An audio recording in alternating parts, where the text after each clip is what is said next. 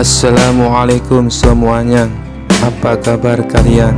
Semoga dalam keadaan sehat dan dilancarkan rezekinya oleh Allah. Amin ya robbal alamin.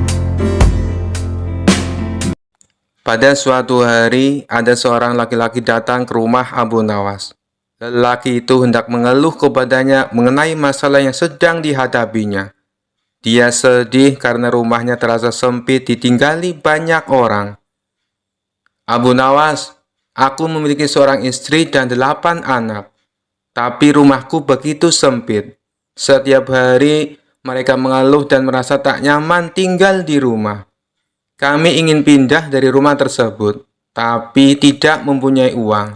Tolonglah, katakan padaku, apa yang harus aku lakukan? Kata lelaki itu. Mendengar hal itu, Abu Nawas kemudian berpikir sejenak. Tak berapa lama, sebuah ide terlintas di kepalanya. Kamu mempunyai domba di rumah? Tanya Abu Nawas padanya. Aku tak menaiki domba, jadi aku tak memilikinya, jawabnya. Setelah mendengar jawabannya, dia meminta laki tersebut untuk membeli sebuah domba dan menyuruhnya untuk menaruh di rumahnya. Pria itu kemudian menuruti usul Abu Nawas dan kemudian pergi membeli seekor domba. Keesokan harinya, dia datang lagi ke rumah Abu Nawas. Bagaimana ini?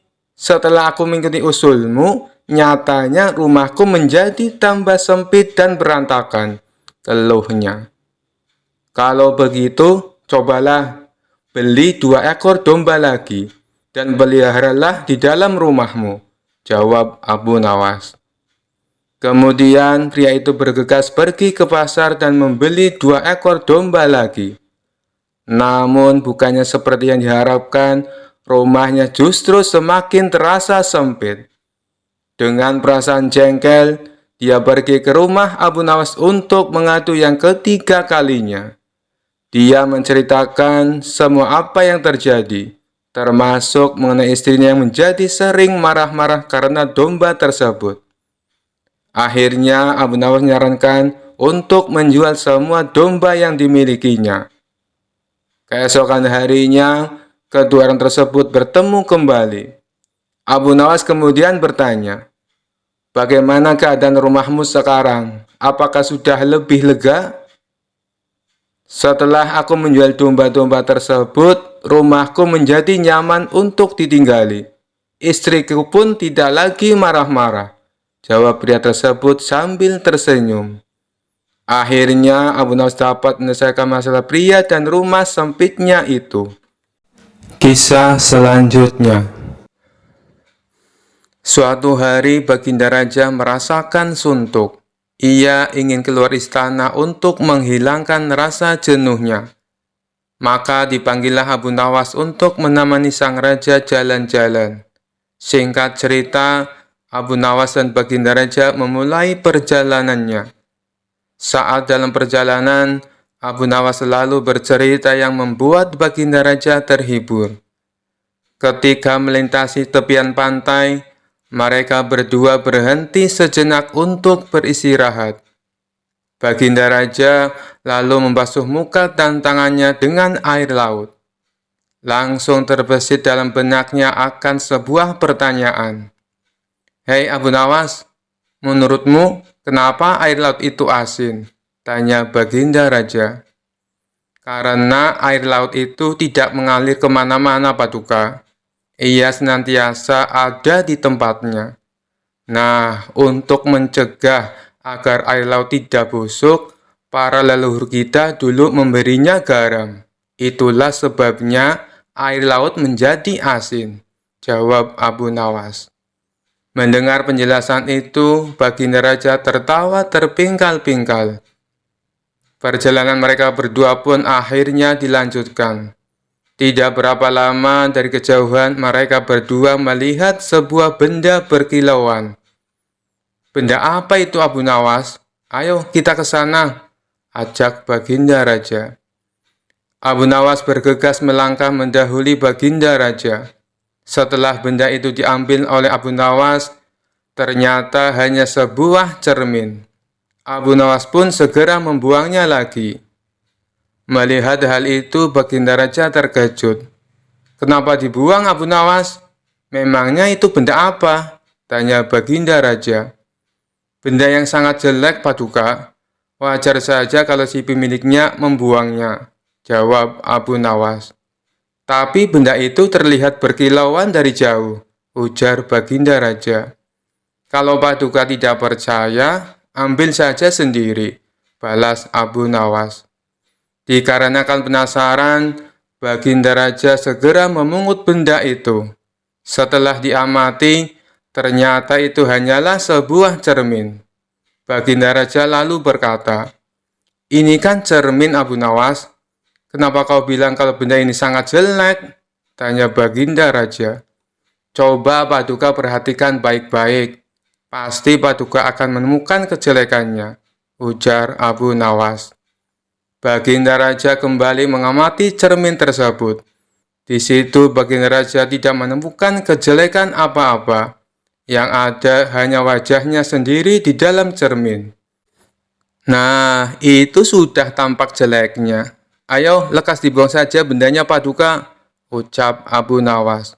Baginda Raja mulai memahami maksud ucapan Abu Nawas. "Kurang ajar kamu, Abu Nawas," balasnya. Kisah selanjutnya. Abu Nawas adalah orang yang sangat sederhana.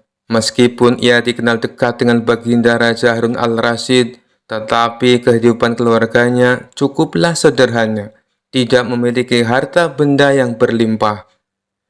Ia selalu berbagi dengan fakir miskin di sekitarnya, jika ia mendapat rezeki yang berlebih, seperti ketika mendapat hadiah dari Baginda Raja. Selain menjadi orang terdekat raja, sehari-harinya ia juga bekerja serabutan, seperti banyaknya orang di kampungnya. Kadang ia berkebun, menebang pohon, menjadi tukang kayu, dan pekerjaan-pekerjaan lainnya yang dianggap halal. Suatu waktu pada musim kemarau, Abu Nawas sedang tidak mendapatkan pekerjaan apapun. Ia juga jarang diundang Baginda Raja, sehingga ia tidak mendapatkan hadiah. Pemasukan Abu Nawas semakin menipis. Ia hanya mengandalkan sisa dari tabungan untuk membiayai keluarganya sehari-hari. Kadang Abu Nawas mengisi kekosongan waktunya itu dengan beribadah saja, karena memang tidak ada pekerjaan yang lainnya. Suatu hari, istri Abu Nawas meminta sesuatu kepada suaminya. Ia pun berkata, "Wahai suamiku, kapan engkau berikan aku sebuah gaun indah? Beberapa hari ini engkau hanya menghabiskan waktumu untuk berdoa saja," ucap istri Abu Nawas. "Tapi semuanya kulakukan dengan ikhlas, hanya untuk mendapatkan ridho Allah," jawab Abu Nawas. "Kalau begitu, mintalah upah kepada Allah," sahut istri Abu Nawas. Spontan Abu Nawas beranjak menuju pekarangan rumahnya. Dengan berbekal sehari tikar dan alat peribadatan yang lainnya, Abu Nawas mulai bersujud untuk menyampaikan permohonannya kepada Allah. "Ya Allah, berilah hamba upah 100 keping perak," ujar Abu Nawas dengan suara lantang dan dilakukannya berulang-ulang. Rupanya suara Abu Nawas terdengar oleh seorang tetangganya yang kaya dan sedang beristirahat di depan rumah. Mendengar permohonan Abu Nawas, tetangga itu pun berniat untuk mengerjai Abu Nawas. Ia langsung melempar sekantung uang perak 100 keping ke arah Abu Nawas. Abu Nawas pun dibuat kaget. Kaget tidak percaya apa yang telah ia dapatkan. Ia pun langsung mengambil uang tersebut dan langsung berlari menemui istrinya di dalam rumah. "Istriku, aku memang wali Allah dan aku baru saja mendapatkan upah dari Allah," kata Abu Nawas kegirangan. Melihat Abu Nawas sudah membawa lari uangnya, si tetangga pun tidak terima dan langsung menemui Abu Nawas untuk meminta uangnya kembali. "Hei Abu Nawas, kembalikan uang yang baru saja aku lemparkan tadi. Itu milikku," kata tetangganya itu. "Bagaimana mungkin uang itu milikmu? Aku memohon kepada Tuhan, dan uang yang jatuh itu pasti jawaban dari Tuhan," jawab Abu Nawas. Karena Abu Nawas tetap bersikeras tidak mau mengembalikan uang tersebut, tetangga usil itu pun memutuskan menyelesaikan permasalahan itu di pengadilan. Sehari setelah itu, Abu Nawas pun dipanggil ke pengadilan. Hakim mulai bertanya, "Hai Abu Nawas, engkau hadir di sini karena suatu perkara. Engkau telah disangka mengambil kepunyaan tuan ini," kata Tuan Hakim sambil menunjuk ke arah tetangga Abu Nawas. "Apa pembelaanmu, wahai Abu Nawas?" tambah Tuan Hakim. "Tetangga saya ini gila, Tuan Hakim. Ia pikir semua yang ada di dunia ini adalah miliknya. Coba tanyakan saja, misalnya jubah saya, keledai saya, tentu semua diaku sebagai miliknya," jawab Abu Nawas. "Tapi itu memang milikku," teriak tetangga yang kaget akan pernyataan Abu Nawas tersebut. Abu Nawas kemudian menceritakan seluruh kronologi kejadian tentang doa yang dilakukannya untuk mendapatkan uang 100 keping perak. Hakim akhirnya memutuskan jika Abu Nawas tidak bersalah dan uang itu adalah sah milik Abu Nawas karena ia sudah memohon kepada Tuhan dan uang itu jatuh sendiri kepadanya. Kisah selanjutnya. Pada suatu hari, Baginda Raja dan para menteri tampak sedang berkumpul di istana. Mereka membicarakan ingin kembali menguji kecerdasan Abu Nawas. "Paduka yang mulia, untuk menghadapi Abu Nawas, sebaiknya kita minta bantuan seorang ulama yang ilmunya lebih tinggi dan cerdas," saran salah satu menteri. "Dulu saya pernah melakukannya, tapi ternyata tebakan dari sang ulama dengan mudah dijawab oleh Abu Nawas," balas Baginda Raja. "Begini Paduka, saya punya kenalan ulama dari negeri seberang. Beliau lebih cerdas dan berilmu tinggi. Saya kira dia bisa mengalahkan Abu Nawas," timpal sang menteri. "Baiklah, hadapkan segera ulama itu ke istana," perintah Baginda Raja. Esok harinya, sang menteri mengajak ulama tersebut datang ke istana menghadap Baginda Raja. "Wahai Tuan Syekh, saya membutuhkan bantuan Anda. Apakah Anda bisa membantuku?" kata Baginda Raja. "Siap Paduka yang mulia. Kiranya bantuan apakah yang bisa hamba berikan?" tanya sang ulama. "Adakah kamu punya pertanyaan sulit yang jawabannya tidak mudah ditebak?" kata Baginda Raja. "Oh, itu saya punya. Tebakan yang sampai saat ini belum ada yang bisa menjawabnya. Maukah Padukaku beritahu?" balas sang ulama. "Ya, beritahu saya. Apa tebakannya?" sahut Baginda Raja. "Apa yang lebih jahat dari setan?" kata sang ulama. "Bukankah setan adalah makhluk yang paling jahat? Tapi kenapa kau bilang ada yang lebih jahat?" tanya Baginda Raja heran. "Katanya Paduka butuh tebakan. Jawab saja Paduka. Kalau bisa berarti Paduka seorang yang pandai," ujar sang ulama. "Pertanyaan ini belum pernah aku dengar sebelumnya, dan pasti Abu Nawas tak akan bisa menjawabnya," pikir Baginda Raja. "Bisakah kau beritahu aku apa jawabannya?" pinta Baginda Raja kepada sang ulama. "Maaf Paduka yang mulia, tapi saya tidak akan memberitahu kepada siapapun," balas sang ulama. "Baiklah, pertanyaanmu memang aneh dan sulit dijawab," ucap Baginda Raja. "Masih ada satu pertanyaan lagi," sahut sang ulama. "Apa itu?" tanya Baginda Raja. "Perkara apa yang orang miskin punya dan dibutuhkan oleh orang kaya?" kata sang ulama memberitahu.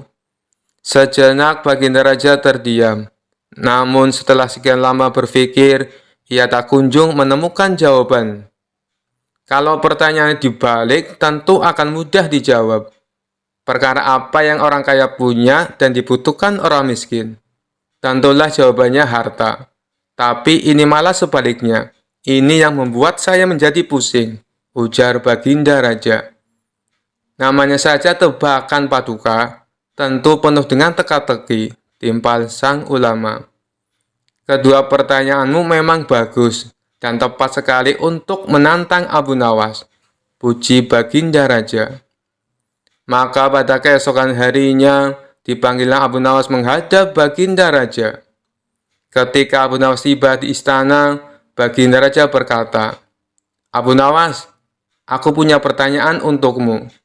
Jika kamu menjawab dengan benar, kamu akan mendapatkan hadiah. Tetapi jika kamu salah, kamu akan dihukum. Apakah kau berani menerima tantangan ini?" tanya Baginda Raja. Abu Nawas yang kali itu sedang membutuhkan uang, langsung mengiyakan tantangan tersebut. "Saya siap, Paduka." "Apa pertanyaannya?" sahut Abu Nawas. "Apa yang lebih jahat dari setan?" tanya Baginda Raja. "Yang lebih jahat dari setan adalah kedengkian kita," jawab Abu Nawas. Mendengar hal itu, Baginda Raja tercengang dengan jawaban Abu Nawas. Sementara sang ulama memuji akan kecerdasan Abu Nawas. "Baiklah Abu Nawas, sekarang pertanyaan kedua. Apa yang dipunyai oleh orang miskin, tapi dibutuhkan oleh orang kaya?" tanya Baginda Raja. Jawabannya adalah harapan. Karena orang miskin punya harapan, sedangkan orang kaya butuh lebih banyak lagi, jawab Abu Nawas. Untuk kedua kalinya, Baginda Raja dibuat tercengang oleh kecerdasan Abu Nawas. Ia tak menyangka pertanyaan yang dianggapnya sulit dengan mudah dijawab oleh Abu Nawas. Begitu pula dengan sang ulama. Ia kembali memuji atas kecerdasan Abu Nawas. Sesuai dengan janji yang diucapkan Baginda Raja, kemudian memberi Abu Nawas hadiah. Kisah selanjutnya. Kala itu kota Baghdad mendadak gempar oleh kehadiran orang asing. Persoalannya bukan pada orangnya, melainkan orang asing tersebut tidak mempercayai adanya Tuhan.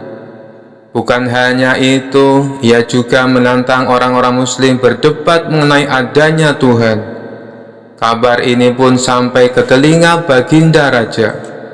Karena dianggap bikin resah masyarakat, orang asing ini lalu dipanggil ke istana. "Apa tujuanmu membuat onar di negeri kami?" tanya Baginda Raja. Orang asing ini menjawab, "Untuk apa mengaku bertuhan kalau tidak bisa menjawab pertanyaanku?" Kemudian Baginda Raja bertanya kembali, "Apakah kamu tidak percaya adanya Tuhan?" Dengan tegas orang itu menjawab, "Tentu saja saya tidak percaya adanya Tuhan, dan saya juga tidak percaya adanya akhirat." Mendengar itu Baginda Raja sempat terkejut. "Tapi saya dan rakyatku percaya adanya Tuhan. Berarti keyakinan kita berbeda. Jadi jangan ganggu rakyatku," tegas Baginda Raja. "Kalau Paduka Raja percaya adanya Tuhan, bisakah Paduka menjawab 3 pertanyaanku?" tanya orang asing tersebut. "Silahkan," balas Baginda Raja. Pertanyaan pertama, orang Islam meyakini bahwa dunia dan seisinya adalah ciptaan Allah. Lalu, siapakah yang menciptakan Allah? Bukankah sesuatu yang ada pasti ada penciptanya? Pertanyaan yang kedua, katanya di dalam surga manusia tidak akan berak ataupun kencing, sedangkan mereka makan dan minum setiap hari. Bagaimana mungkin ini bisa terjadi? Padahal segala sesuatu yang akan dimasukkan pasti akan keluar, entah itu dengan bentuk yang lain. Dan pertanyaan yang ketiga, orang Islam meyakini kalau setan terbuat dari api. Tapi katanya setan akan disiksa dengan api neraka. Mana mungkin api bisa menyakiti api? Mendengar pertanyaan orang asing itu, Baginda Raja hanya terdiam. Bisa saja ia menjawab berdasarkan hadis dan Al-Quran. Tapi karena yang dihadapi adalah orang yang tidak percaya Tuhan, maka dijawabnya harus dengan logika. Kemudian salah satu menterinya membisikkan kepada Baginda Raja, "Paduka, kalau soal beginian serahkan saja pada Abu Nawas. ia pasti bisa mematahkan argumen orang asing itu. Baginda Raja menyetujui usulan menterinya. Maka dipanggillah Abu Nawas ke istana. Singkat cerita, Abu Nawas pun datang menghadap Baginda Raja. Ia lalu dipersilakan duduk di sampingnya. "Ada apa, Paduka?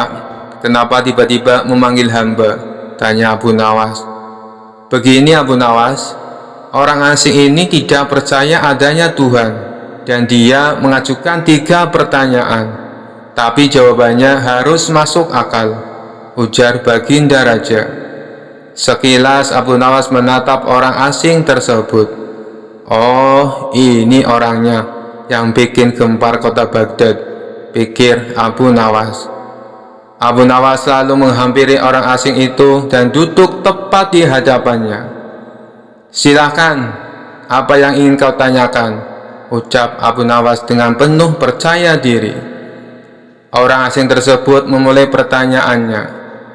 "Anda sebagai orang muslim tentu percaya bahwa segala sesuatu, baik yang terlihat maupun yang tidak terlihat, pasti ada yang menciptakan." "Iya, tentu saja, saya percaya," jawab Abu Nawas. "Sekarang saya mau bertanya, siapakah yang menciptakan alam semesta dan seisinya?" tanya orang asing itu. "Yang menciptakan alam semesta dan seisinya adalah Allah Tuhan saya," jawab Abu Nawas. "Oh, baiklah. Lalu siapakah yang menciptakan Allah?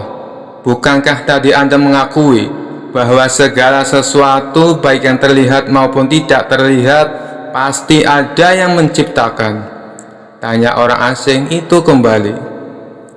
Sejenak Abu Nawas terdiam. Ia pun lalu berkata, "Anda pasti tahu kalau kami selaku orang Islam mengakui hanya ada satu Tuhan. Kita istilahkan saja Tuhan dengan angka 1. Sekarang gantian aku yang bertanya. Angka 3 berasal dari angka berapa?" tanya Abu Nawas. "Angka 3 berasal dari angka 2 ditambah 1, jawab orang asing tersebut. "Tepat sekali. Kalau angka 2 berasal dari angka berapa?" tanya Abu Nawas kembali. "Angka 2 berasal dari angka 1 ditambah 1, jawab orang asing itu. "Benar sekali. Sekarang kalau angka 1 itu sendiri berasal dari angka berapa?" tanya Abu Nawas. Orang itu kaget dengan pertanyaan tersebut. Ia hanya terdiam tak bisa menjawabnya. Kemudian Abu Nawas berkata kembali, "Pada intinya semua angka pasti ada awalnya. Entah itu angka 5, angka 4, ataupun angka 10. Dan angka-angka tersebut diibaratkan alam semesta ciptaan Allah. Apabila kamu bertanya siapa yang menciptakan Allah, sama halnya saya bertanya dari mana angka 1 itu ada. Kamu pasti tidak akan bisa menjawabnya," jelas Abu Nawas. Orang itu pun langsung terdiam merenungi kata-kata Abu Nawas. "Untuk jawabanmu atas pertanyaanku yang pertama masuk akal juga. Sekarang pertanyaan yang kedua.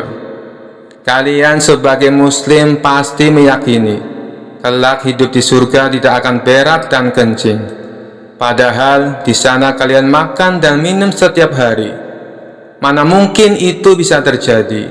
Jelaskan padaku," tanya orang asing tersebut.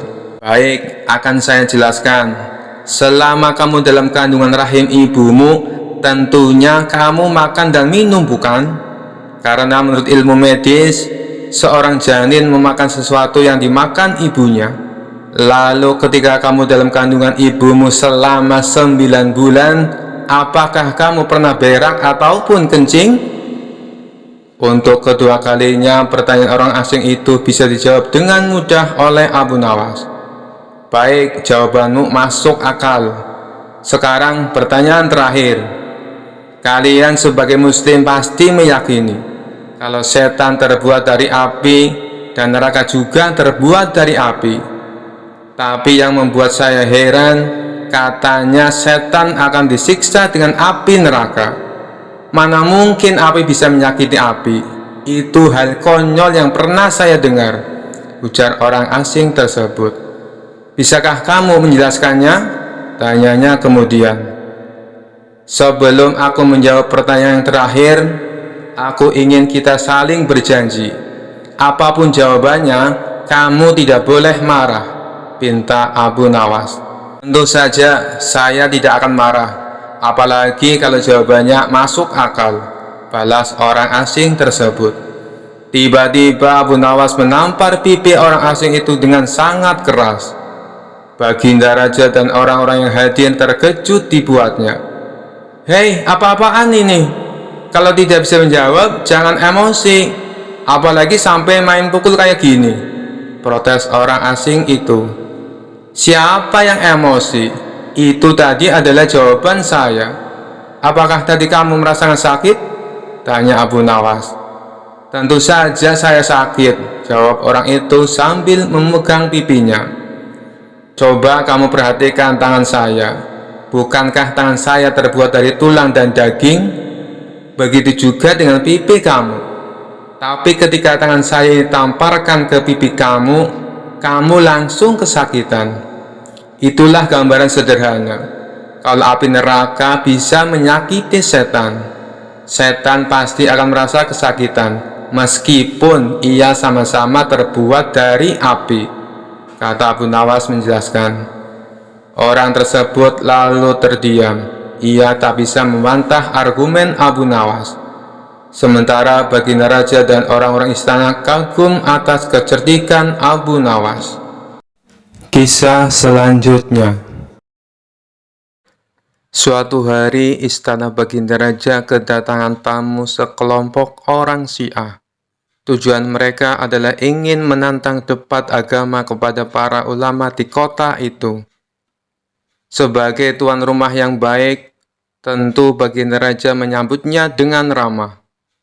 Setelah mereka dipersilahkan duduk, salah satu dari mereka berkata, "Maaf Paduka yang mulia, bukannya kami bermaksud kurang ajar, tapi kami hanya ingin menguji sampai seberapa tinggi ilmu agama para ulama di kota ini." Baginda Raja membalas, "Oh, tidak apa-apa. Justru saya malah tertarik, sekaligus bisa menambah wawasan ilmu agama."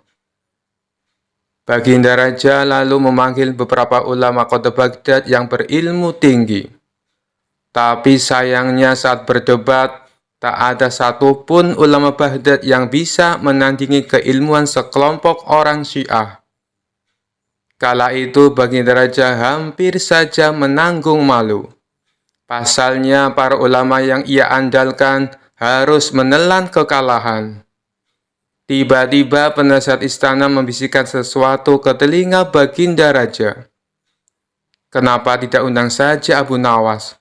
Orang seperti mereka pasti akan kewalahan menghadapinya," ujar penasihat istana menyarankan. Usulan penasihat istana membuat Baginda Raja merasa mendapatkan angin segar. Ia pun langsung menyetujuinya.